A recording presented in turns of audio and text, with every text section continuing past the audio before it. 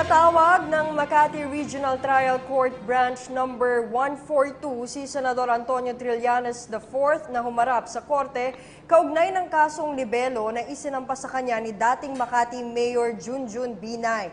Nais umano ng abogado ni Binay na magsilbi itong leksyon sa senador para hindi na nito gamitin ang kanyang posisyon para manira ng reputasyon ng ibang tao.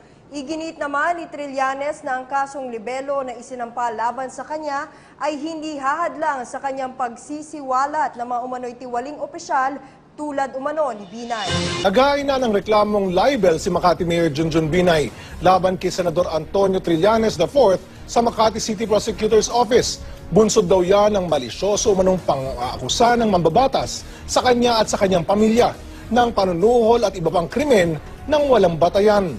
Ayon sa alkalde, wala raw ebidensyang iprinisenta ang senador para patunayan ang kanyang mga paratang. Kaya malinaw raw na ang tanging layo nito ay siraan siya at ang kanyang pamilya. Sinisikap pa rin ng GMA News na kunan ng pahayag si Trillanes kaugnay nito. Una nang inakusahan ni Trillanes si Mayor Binay na nagbayad ng milyon-milyong piso sa mga miyembro ng Court of Appeals. Ito'y para raw makakuha ang alkalde ng paborableng desisyon kontra sa 6 na buwang suspension order sa kanya ng ombudsman. Sinabi rin ng kamakailan ni Trillanes na inimpluwensyahan ng pamilya ni Binay ang isang judge mula sa Pampanga na pumigil naman sa pagdalo ni Globe Asiatic founder Delphine Lee sa pagdinig ng Senado sa kahapon. Nagsagawa raw ng fact-checking si Senator Antonio Trillanes IV sa mga pahayag ng umaming dating miyembro ng Davao Death Squad na si Edgar Matubato. Giit niya, walang inconsistency sa testimonya nito, gaya ng sinabi ng ilang senador. Pero tinawag ni Senator Alan Peter Cayetano na half-truths ang iprinisinta ni Trillanes. Kaya muling nagkainitan ang dalawang senador. May report si Jam Sisante. Sa kanyang pagtestigo sa Senado, mabibigat ang alegasyon ni Edgar Matubato laban kay Pangulong Duterte. Pero sa pagtatanong ng ilang senador, ipinunto nila na maraming inconsistencies o hindi tugma sa testimonya ng nagpakilalang dating miyembro ng Davao Death Squad. Kaya kanina, tumayo sa plenaryo si Senador Antonio Trillanes IV para depensahan si Matubato. At habang sumasang-ayon ako na pwedeng subukan butasan ang testimonya ng isang testigo, para matest ang kanyang credibility, considering ang fact-finding nature ng legislative inquiry, mas ginusto ko na magkalap ng mga impormasyon at ebidensya para ma-validate o hindi ang mga pahayag ng testigo. Nagpakita si Trillanes ng mga dokumento na nagpapatunay raw na tama ang sinasabi nito. Kabilang ang Land Bank ATM card at service card ni Matubato na nagpapakitang nagserbisyo siya sa Davao City Government hanggang 2013. Patunay raw na tama ang sinabi ni Matubato na sinusweldohan siya bilang empleyado ng City Hall hanggang kumalas siya sa Davao Death Squad noong 2013. Ipinakita rin ni Trillanes ang ID ni Matubato bilang agent ng CIDG na patunay raw sa sinabi niyang asset siya ng pulis at job order mula sa city government na nagsasabing naka-assign siya sa Heinous Crime Investigation Section. Dagdag pa niya, si PNP Chief Director General Ronald Bato de la Rosa daw mismo sinabi sa nakaraang pagdinig na naririnig niyang tirador sa Davao si Matubato. Merong isang hitman na may barel na lisensyado na naka-attach sa isang unit sa Davao City Hall Government under the office of the City Mayor at mga pulis ang kanyang kasama. Lahat yan ay sinalaysay ni Mr. Matubato at totoo. Nagpakita pa si Trillanes ng larawan ng pinaniniwala ang biktima ng DDS na binalot ng tape ang mukha, binigti at sinaksak. Katulad daw ng pagsasalarawan ni Matubato sa ginawa nila sa mga pinapatay sa kanila. We are faced with a very frightening prospect, that of having a mass murderer as president of the country.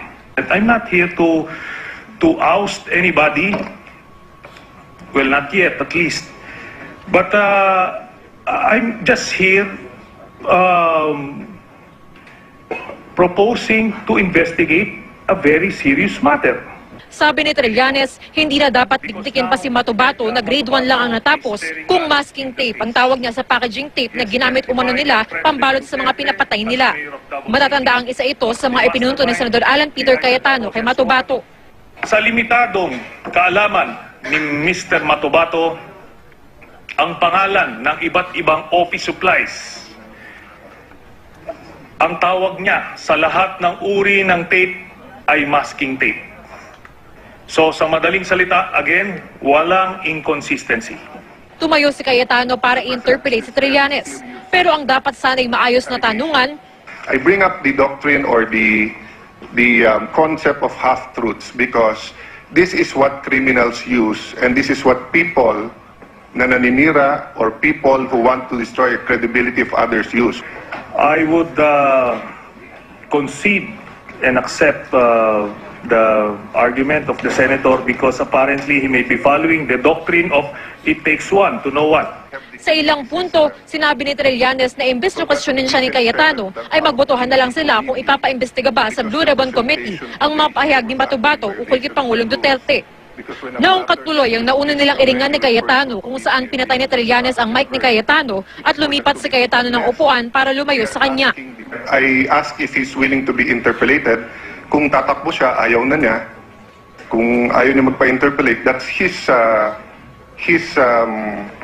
call. If the gentleman keeps on saying that I would want to run away, if he would recall, when I sat beside him during the hearing, he was the one who ran away. Kaibigan ko siya, nagulat ako, ba't niya tinignan yung mata ko ng gano'n, para niya ako kakainin nung sinabi niya, hindi kita popormahin dito. Di ko na sinabi sa media, but sabihin ko na rin ngayon dahil biningat niya. Sabi niya sa akin, pa-Bible ka pa. Evil naman pinoprotektahan mo. But for the record, anywhere, anytime, di kita naatrasan eh. Jam Sasante, GMA News. And I'd like to ask Senator Trillanes, are you aware that the case filed by Mr. Matabato against the 5 policemen for torture, arbitrary detention, violation of human rights of a detained person were dismissed by the DOJ during the time of President Aquino? Are you aware, sir?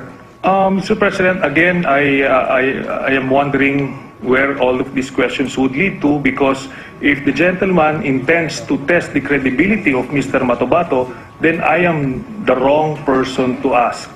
I have presented the findings that we gathered based on our limited capability, and I presented my case to the floor. So it's up to the people, and especially the senators, to decide on the matter. Because I'm not the one going to testify, or I wasn't the one who testified or made allegations against President Duterte, Mr. President.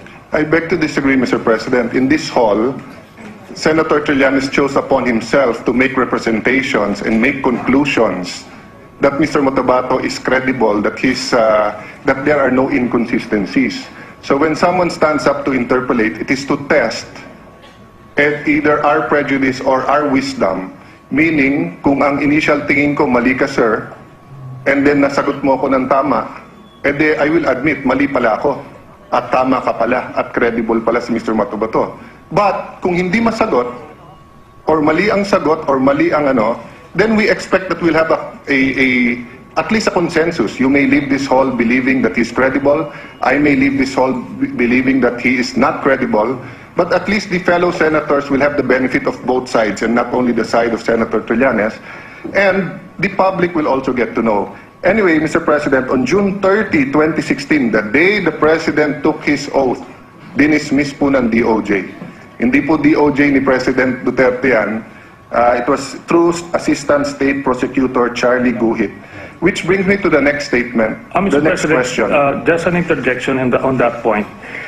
Does the gentleman know which part of the day on June 30 was this case dismissed? Sir President, because on June 30 in the afternoon, President Duterte already assumed as President of the Republic. Let's find out, Mr. President. So the gentleman apparently is not aware also of these details, which is very essential to the whole point that he's making. Mr. President, being a lawyer, I know for a fact that the DOJ Secretary cannot dismiss it by himself. All these papers and all these recommendations are on the desk of the Secretary from layers and layers. That's why I mentioned it's through Assistant State Prosecutor Charlie Guhit. In fact, Mr. President, I was in Malacanang.